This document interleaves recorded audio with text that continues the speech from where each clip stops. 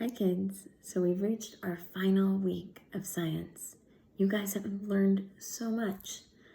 I'm going to play a review game with you guys today to go through all the stuff that we've learned. I think you'll be amazed how much you remember. But last week we talked about the Milky Way galaxy and that there are multiple galaxies, that there are multiple solar systems within our galaxy, and just how huge the visible universe is. My goodness. Wasn't it quite amazing to think of? So we said how it's so hard with astronomy that you're studying things that are really far away, which is hard.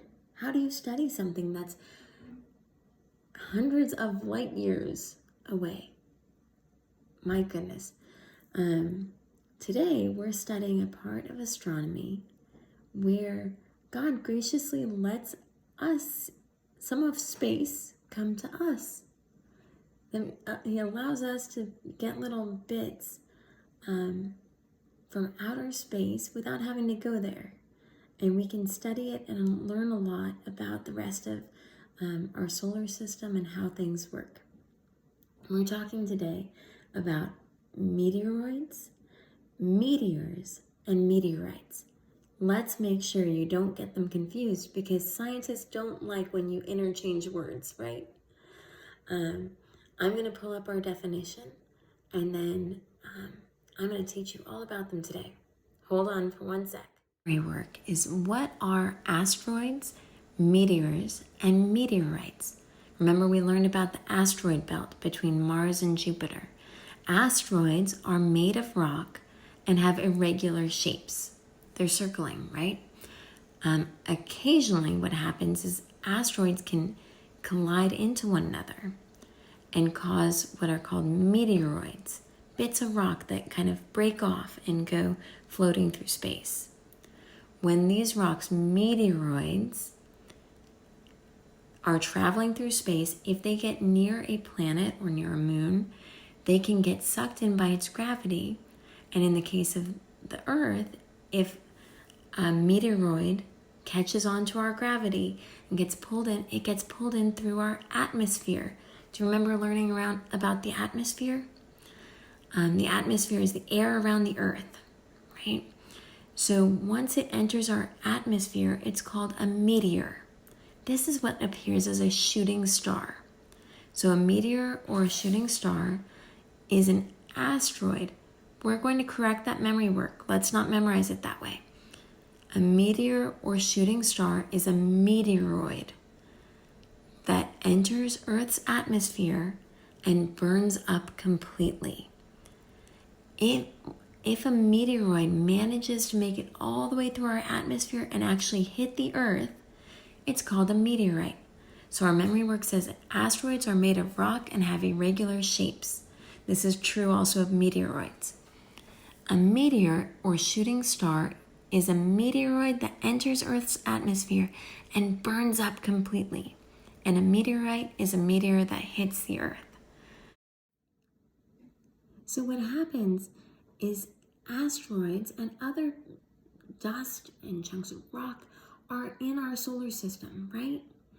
And what can happen is they're orbiting at different speeds, have different mass, and different orbits.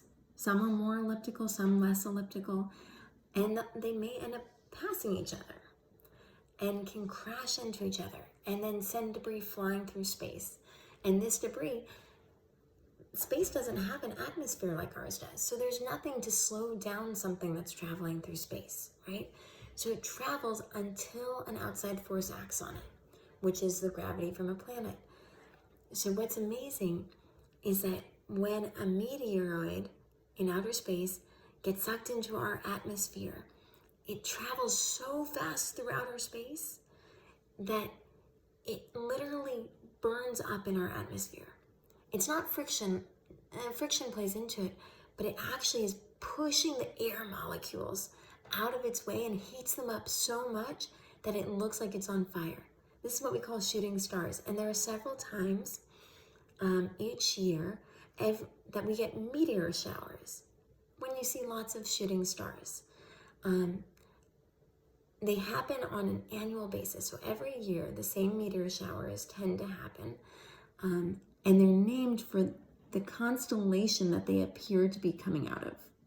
We've learned about constellations too. So do you see how all your stuff is fitting together from science this year? So upcoming, there's going to be one at the beginning of May, but we probably will not see many shooting stars. But the two main meteor showers that we'll be able to see here this year, one is at the end of July and beginning of August. August 11th and 12th, that should be the best, just before the sun rises in the morning. So if you wake up really early on the 12th, you can see probably 40 plus shooting stars per hour. How amazing. So you always want to go out to watch meteor showers a little bit early, let your eyes adjust, and then lay there. You can lay on the hood of your car looking up, but you want to lay down and just watch the sky. It's great fun. The other time, it's a little bit chillier. You might want some hot cocoa, but December 12th and 13th this year, there's one called the Geminid meteor shower. And that one is all night. That's the biggest meteor shower of the year, every year in the Northern Hemisphere.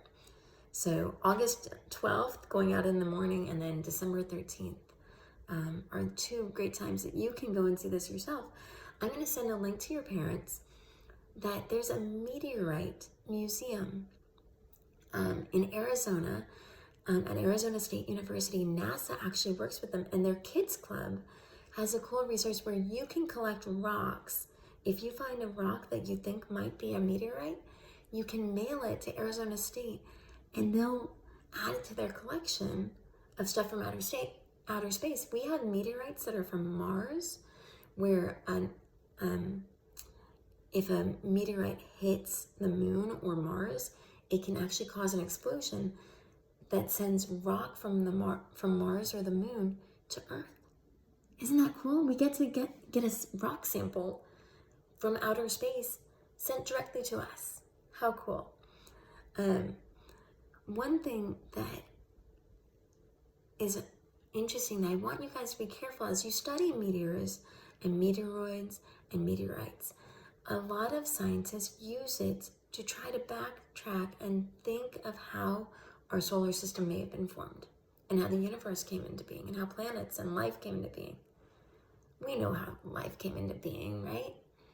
But I think God gives us meteoroids and meteors and meteorites to help teach us about what's going on in space, even when we can't see it ourselves. So I'm going to send you guys 2 videos. I'm also going to send you an experiment that you can do at home if you have spare flour that you're not using for baking bread. You can sprinkle some flour in either a cup or a pan or a big bucket.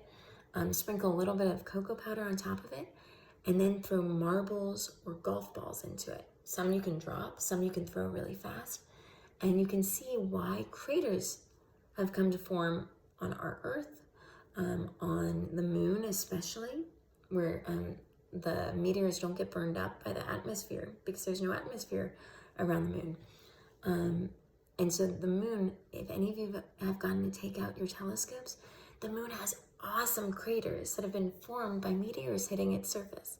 So watch those videos, and I will get ready to lead you guys in a review game. Feel free to join me if you can. I'll talk to you soon. Bye.